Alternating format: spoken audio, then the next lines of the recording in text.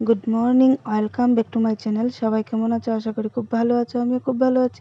তো আমি নিয়ে আসছি নতুন একটা ব্লগ। তো ব্লগটা আমি এখান থেকেই শুরু করছি। তো তোমরা প্রথম থেকে শেষ পর্যন্ত সবটাই দেখো, আর লাইক কমেন্ট শেয়ার করে পাশে দেখো। তো আজকে সকালবেলা ভাবতেছি কি রান্না করব করতে করতে তো ঢেঁকি শাক ছিল ফ্রিজে। ঢেঁকি শাকটা বেশি করে আমি কাটতে বসে পড়েছি। তো এটা অনেকটাই শাক, মনে হচ্ছে অনেক সময় লাগবে। আর আজকে সকালে উঠেছি, তো তাই সকাল সকাল কাজগুলো হয়ে গেছে। তো সকালবেলায় রান্নাটা সারবো আজকে, দুপুরের আর সকালের একবারে করে নিব। তো শাকটা কাটা হয়ে গেছে আমার। শাক কেটে নিয়ে কলের পাড়ে নিয়ে যাচ্ছি ধোয়ার জন্য। তো এগুলো শাকটা কেটে ধুয়ে তো রান্নাটা আমি চাপিয়ে দিচ্ছি। ওইদিকে তো ভাত বসিয়ে দিয়েছি। তো ভাতটা হইতে হইতে আমার শাক কাটা বাছা ধোয়া সবই কমপ্লিট হয়ে যাচ্ছে মোটামুটি। তো আমি শাক ধোয়া কমপ্লিট করে চুলায় বসিয়ে দিয়েছি। শাকটা বসিয়ে দিয়েছি। এদিকে ভাবতেছি শুধু শাক করব আর কি করব, একটু ভাবতেছি ডাল টাল তো করতেই হবে একটা কিছু। তো ওইদিকে আবার ওর বাবা গিয়ে কাঁঠালে নিয়ে আসছে, বলতেছে কাঁঠালের এঁচড় রান্না করার জন্য। তো আমি কাঁঠালটা কাটতে কলের বারে জল নিয়ে বসে পড়েছি। তো জল দিয়ে কাটলে কি হয়, মানে আটাটা হাতে লাগে না। কাঁঠালের যে আটাটা ওটা হাতে লাগে না। তো ওটা সুন্দরভাবে কাটা যায়, আর কাটতেও কোনো অসুবিধা হয় না।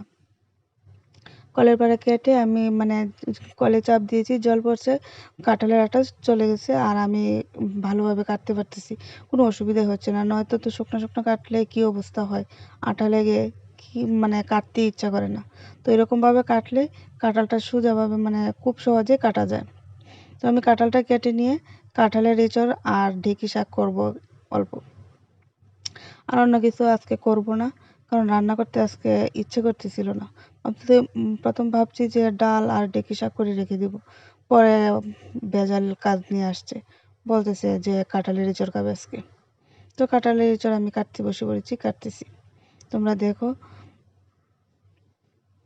আর এরকমভাবে তোমরাও কাঁঠাল কাটতে পারো, কিন্তু তোমাদেরও কোনো অসুবিধা হবে না আমার মনে হচ্ছে, আর খুব সহজেই কাটতে পারবো তাড়াতাড়ি। তো আমার ফাইনালি কাঁঠাল কাটা হয়ে গেছে। এই কাঁঠাল কেটে ধুয়ে এনে চুলায় একটু ভাপ দেওয়ার জন্য বসিয়ে দিয়েছি, কারণ কাঁঠালের যে একটা আঠা আঠা কালো কালো ভাব থাকে, তো ওইটা একটু ভাপ দিয়ে নিলে চলে যায়। আমি কাঁঠাল ভাপ দিয়েছি, আর এদিকে আলু সিদ্ধ করে রেখেছি, ছোটো আলু দিয়ে কাঁঠালের এঁচড় করবো।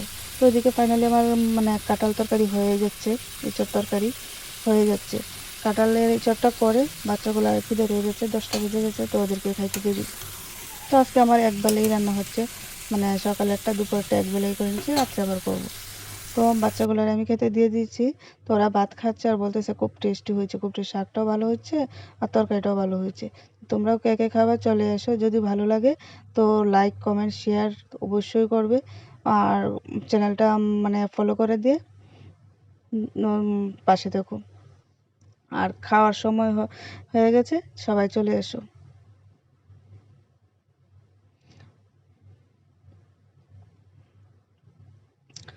ভালো থেকো সবাই, বাই, টাটা।